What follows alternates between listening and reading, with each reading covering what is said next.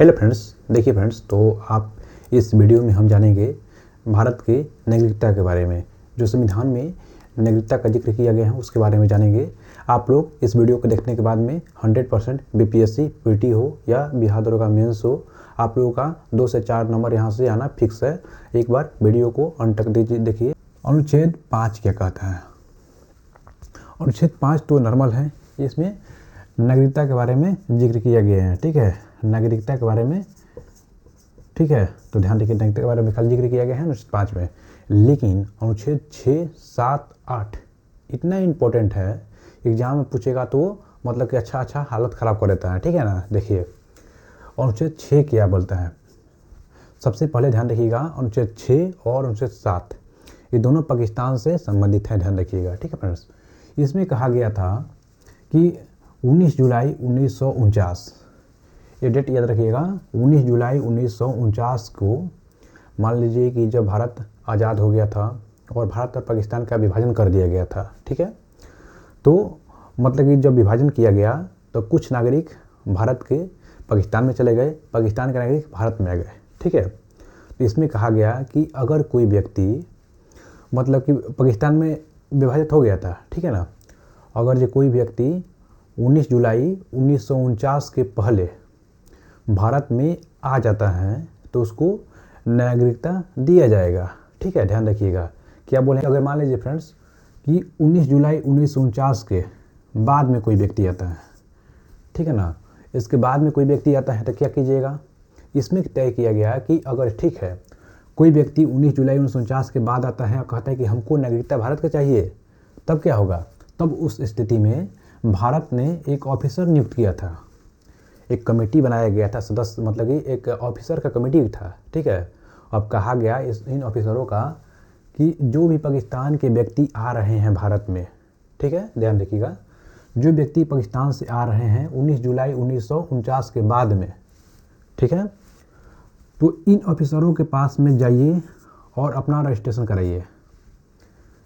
ठीक है फ्रेंड्स, पाकिस्तान के व्यक्ति आएगा भारत और ऑफिसर के पास में जाएगा और 6 मंथ पहले रजिस्ट्रेशन कराइए और 6 मंथ बाद इस रजिस्ट्रेशन को वैलिड माना जाएगा। उसके बाद में 6 मंथ के बाद आपको नागरिकता प्रदान किया जाएगा, अनुच्छेद 6 कहता है। ठीक है, ध्यान रखिएगा। देखिए फ्रेंड्स, तो अनुच्छेद 6 के बारे में आप लोग जान गए हैं। अनुच्छेद 7 के बारे में देख लेते हैं। ठीक है, ये भी इम्पोर्टेंट है। देखिए अनुच्छेद 7 क्या कहता है कि 1 मार्च 1947, इसमें निर्धारित किया गया था 1 मार्च 1947 के बाद जब भारत और पाकिस्तान का बंटवारा हो गया था, तो मान लीजिए कि कहीं ज़मीन आपका है और मान लीजिए कि यहाँ पे भारत है, ठीक है, बंटवारा हो गया और ये क्षेत्र भारत का ही है, भारत के ही नागरिक हैं, लेकिन इनको गलती से पाकिस्तान में चल गया। ठीक है, तो उस स्थिति में ये चाहेंगे तो वापस आकर के यही रूल फॉलो करेंगे। कौन? अनुच्छेद 6 वाला रूल फॉलो कर करके और ये भारत के नागरिकता प्राप्त कर लेंगे। ठीक है फ्रेंड्स, अब देखते हैं अनुच्छेद 8 के बारे में। अनुच्छेद 8 के बारे में देख लेते हैं। ध्यान रखिएगा, अनुच्छेद 6 और 7 दोनों पाकिस्तान से संबंधित हैं। अनुच्छेद 8 यह पूरा वर्ल्ड से संबंधित है। जैसे कि उसमें क्या कहा गया अनुच्छेद 8 में कि कोई भी व्यक्ति कमाने के लिए बाहर जाता है, ठीक है, विदेश में कमाने के लिए बाहर जाता है और वहाँ पे अपना जीविका चला रहा है। ठीक है फ्रेंड्स, तो देखिए, तो इसमें कहा गया कि 1950 के पहले 1950 के बाद कभी भी जब भारत का विभाजन नहीं हुआ था, भारत पाकिस्तान के साथ में था, तब उस समय 1935 का कानून चलता था।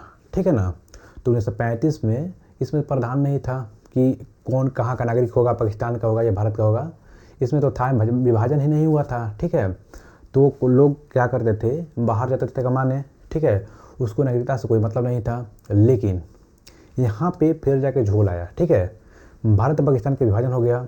अब जो व्यक्ति गया है बाहर विदेश में कमाने के लिए, ठीक है, तो क्या हुआ कि वो व्यक्ति भारत का होगा या पाकिस्तान का होगा, ये अब डिसाइड करना होगा। ठीक है, तो इसमें क्या कहा गया कि जो भी व्यक्ति भारत का नागरिकता प्राप्त करना चाहता है विदेश में रहकर, तो हर देश में एक क्या होता है, ध्यान रखिएगा, एक राजनयिक अधिकारी होता है। हर देश में भारत का राजनयिक अधिकारी होता है, तो वहाँ पे राजनयिक अधिकारी से जाकर आप संपर्क कीजिए जो विदेश में लोग रह रहे हैं, ठीक है। और राजनयिक अधिकारी से बोलिए कि हम भारत के नागरिक हैं और नागरिकता प्राप्त करना चाहते हैं। तो यह राजनयिक अधिकारी इसको वैलिड मान करके यह भारत का नागरिकता प्रदान करता था, ठीक है। ये पूरा वर्ल्ड लेवल पर फैल गया था, ठीक है फ्रेंड्स। अनुच्छेद 8 यही कहता है। चलिए आज आगे चलते हैं, अनुच्छेद 9 में बात करते हैं। देखिए अनुच्छेद 9 के बारे में बात करते हैं तो यह सिंपल सा है कि अनुच्छेद 9 इसमें नागरिकता को निलंबन करना है, ठीक है। ध्यान रखिएगा, इसमें क्या है कि निलंबन, ठीक है फ्रेंड्स, निलंबन है। इसमें जो भी नागरिकता मतलब कि देखिए आपको नागरिक है भारत के, आपको नागरिकता से हटाना होगा। कैसे? या तो दिवालिया हो जाए, पागल हो जाए कोई व्यक्ति, उसको नागरिकता हटा दिया जाएगा, या तो व्यक्ति स्वतः ही नागरिकता त्याग दे। अगर जो कोई व्यक्ति अपने आप से कहे कि हम भारत के नागरिक नहीं रहेंगे तो उस स्थिति में उसका नागरिकता ख़त्म कर दिया जाएगा, ठीक है। या वह देशद्रोही हो जाए, या वह व्यक्ति जा करके विदेश का नागरिकता प्राप्त कर ले, और तो विदेश का नागरिकता प्राप्त कर लेगा तो भारत का नागरिकता यहाँ पे ख़त्म कर दिया जाएगा, ठीक है। अनुच्छेद 9 कहता है, ध्यान रखिएगा, ठीक है फ्रेंड्स। चलते हैं अनुच्छेद 10 के बारे में। देखिए अनुच्छेद 10 के बारे में बात करते हैं तो इसमें कहा गया है कि देखिए जो नागरिकता बनेगा वो हमेशा बरकरार रहेगा, कोई छीना नहीं जाएगा इससे, ठीक है ना। कोई बड़ा व्यक्ति हो इसमें कोई मतलब कि छीना नहीं जाएगा। अनुच्छेद 10 में मतलब नागरिकता बना रहता है। अनुच्छेद 11 की बात करते हैं, लास्ट अनुच्छेद। देखिए फ्रेंड्स, इसमें कहा गया कि जो भी नागरिकता होगा उस पे कानून बनाया जाएगा, ठीक है। कोई भी व्यक्ति भारत में, जैसे कि मान लीजिए कि 1947 के बाद में जो व्यक्ति भारत के नागरिक हैं उनके बाल बच्चा होंगे, ठीक है। तो जो मतलब बच्चा होगा उसका नागरिकता कैसे तय किया जाएगा, यह काम आर्टिकल 11 में किया जाता है, ध्यान रखिएगा, ठीक है फ्रेंड्स। तो आशा करते हैं कि आप लोग समझ गए होंगे अनुच्छेद 5 से लेकर के 11 तक। चलिए आगे चलते हैं। देखिए फ्रेंड्स, तो नागरिकता प्राप्त करने के 5 तरीका होता है। आप लोग नागरिकता प्राप्त करने के 5 तरीका है, ध्यान रखिएगा।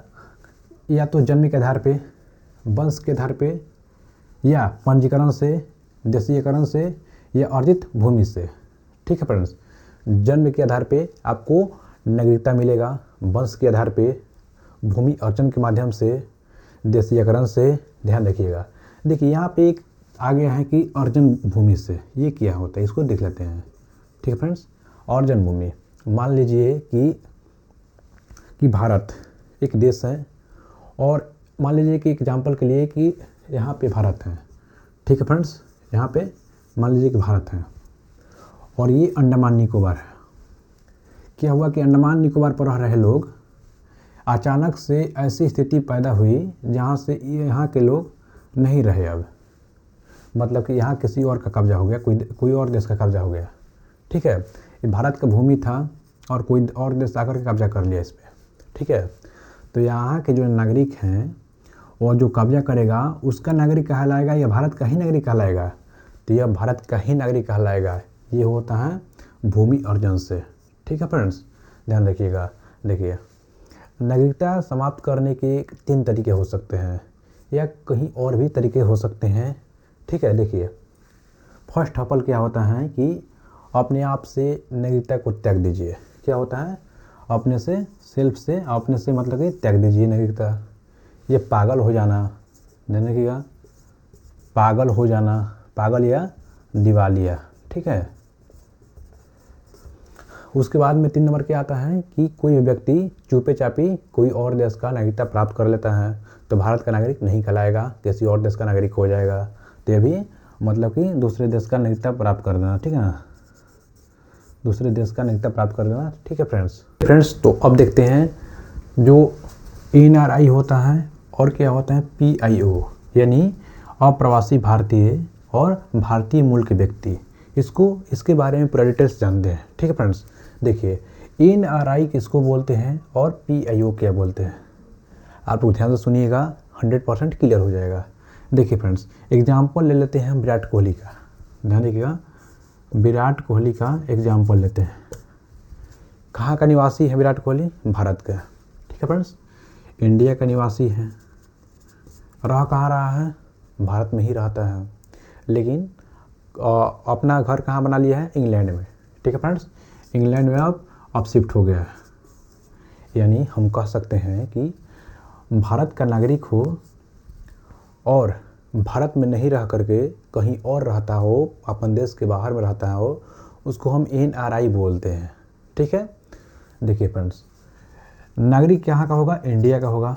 ठीक है, इंडिया का ही नागरिक होगा। लाभ होगा, हाँ फ्रेंड्स, यह जो आम व्यक्ति का लाभ मिलता है, जैसे हम लोगों को, आप लोगों को लाभ मिलता है, ऐसे ही NRI व्यक्तियों को पूरा लाभ मिलता है। ठीक है, ध्यान रखिएगा, इनका लाभ भी संपूर्ण लाभ मिलेगा, संपूर्ण लाभ मिलेगा इनका। अब मताधिकार, यानी वोट देने का अधिकार होता है NRI का। हाँ, एकदम होता है, क्यों नहीं होता है, हाँ होता है। ठीक है फ्रेंड्स, लाभ होता है इनका। अब चलते हैं भारतीय मूल के व्यक्ति, ये क्या होता है, PIO की बात करते हैं। ध्यान रखिएगा, ये ऐसे व्यक्ति होते हैं जो कि खुद या इनके पूर्वज, जैसे कि एग्जाम्पल हम लेते हैं, क्रिकेटर कहीं लेते हैं एग्जाम्पल, जैसे हाशिम अमला हो जाओ। हाशिम अमला को जानते होंगे आप लोग, सुनील नारायण को जानते होंगे, रवि रामपाल को जानते होंगे, ये सब क्रिकेटर हैं। ठीक है, तो देखिए, ये भारत के ही नागरिक रहे हैं, मतलब कि भारत के ही नागरिक रहे हैं इनके पूर्वज। ऐसा व्यक्ति जिनका पूर्वज भारत का ही रहा हो, लेकिन बाद में जाकर के वो किसी और देश का नागरिकता प्राप्त कर लिया। ठीक है, वैसे व्यक्ति को हम PIO बोलते हैं। ठीक है फ्रेंड्स, यह नागरिक कहाँ के होंगे, यह भारत के नागरिक नहीं होंगे। ठीक है, ये भारत के नागरिक नहीं होंगे। भारत के नागरिकता प्राप्त करने के लिए इनको क्या करना चाहिए, कम से कम भारत में आइए और 7 साल लगातार भारत में रहिए। 7 साल तक भारत में रहते हैं और इन पे साल भर के अंदर एक बार भी जेल नहीं गए होंगे तो इनको नागरिकता प्राप्त कर दिया जाएगा भारत का। ठीक है, अब देखिए, ये लाभ क्या होगा, इनका कोई विशेष लाभ नहीं होता।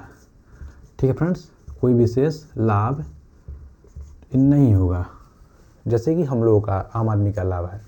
अब देखिए, मताधिकार, वोट दे सकते हैं, नहीं फ्रेंड्स, ये वोट कदापि नहीं दे सकते हैं, नहीं वोट नहीं दे सकते हैं। ठीक है, चलिए अब बात करते हैं कि देखिए, कल के सेशन में बताए थे संविधान के भाग 1 के बारे में। संविधान में भाग 22 भाग हैं, ध्यान रखिएगा। अनुच्छेद की बात करते हैं तो अनुच्छेद 395 अनुच्छेद है।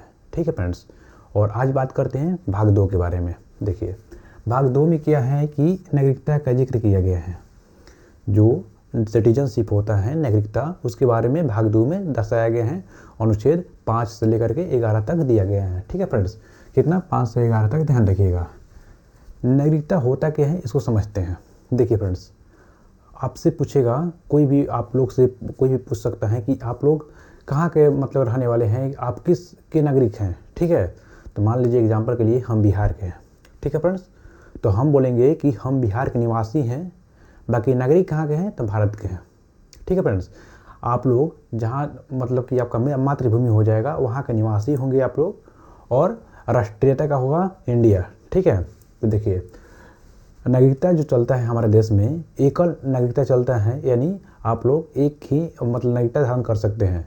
जैसे कि अमेरिका में क्या होता है, तो डबल नागरिकता चलता है। जैसे फ्रेंड्स, जैसे आप लोग बिहार के हैं और इंडिया, बिहार के भी नागरिक हैं और भारत के भी नागरिक हैं, तो दोहरी नागरिकता हो गया। ठीक है, लेकिन हमारे भारत में तो चलता नहीं है। तो भारत में क्या चलता है, कोई भी राज्य का निवासी हो वह नागरिक भारत का ही है। लेकिन अमेरिका में ऐसा नहीं होता है, वहाँ से डबल नागरिकता चलता है। ठीक है, तो यह नागरिकता कहाँ से लिया गया है, भारत में एकल नागरिकता चलता है, कहाँ से लिया गया है, ध्यान रखिएगा, ब्रिटेन से लिया गया है। कहाँ से फ्रेंड्स, ब्रिटेन से लिया गया है, ध्यान रखिएगा। ठीक है ना, चलिए ये तो जान लिए हैं। अब देखिए, नागरिकता के बारे में विस्तार भारत में चर्चा कौन किया था, पहली बार, ध्यान रखिएगा, अरस्तु किए थे। ठीक है, ये कौन किए थे, इसका विस्तार जो किया थे और अरस्तु किए थे, ध्यान रखिएगा। ठीक है, देखिए, जो नागरिकता पहली बार जब बना था तो 1955 में, कब बना था, 1955 ईस्वी में बना था। लेकिन इसमें समय समय पे कुछ परिवर्तन किया गया था, जैसे कि संशोधन किया गया। देखिए, सबसे पहली बार संशोधन कब किया था, 1986 में। ठीक है फ्रेंड्स, 1986 में पहली बार किया गया था। उसके बाद में कब किया गया था, ध्यान रखिएगा, 1992 में। ठीक है, 1992 में किया गया, 2003 में किया गया, 2000 2005 में किया गया, उसके बाद में 2019 में 2015 में किया गया, ठीक है, 2015 में, और लास्ट बार संशोधन किया गया था, ध्यान रखिएगा, 2019 में। कब किया गया था? 2019 में किया गया था, ध्यान रखिएगा, ठीक है फ्रेंड्स। जो 2019 में संशोधन किया गया था वही नागरिकता अब मतलब अभी तक वैलिडिटी चलता है, ठीक है। तो देखिए अब हम क्या करते हैं फ्रेंड्स, तो आज के लिए पूरा नागरिकता ख़त्म कर दिए हैं। वीडियो अच्छी लगी हो तो एक बार लाइक कर दीजिएगा, और इसका जो ऑब्जेक्टिव चाहते हैं एग्जेक्टिव, तो हम 2 बजे रोज़ लेकर आते हैं, ऑब्जेक्टिव भी लगा लीजिएगा, ठीक है फ्रेंड्स। मिलते हैं नेक्स्ट वीडियो में, और सब्सक्राइब करते जाइएगा।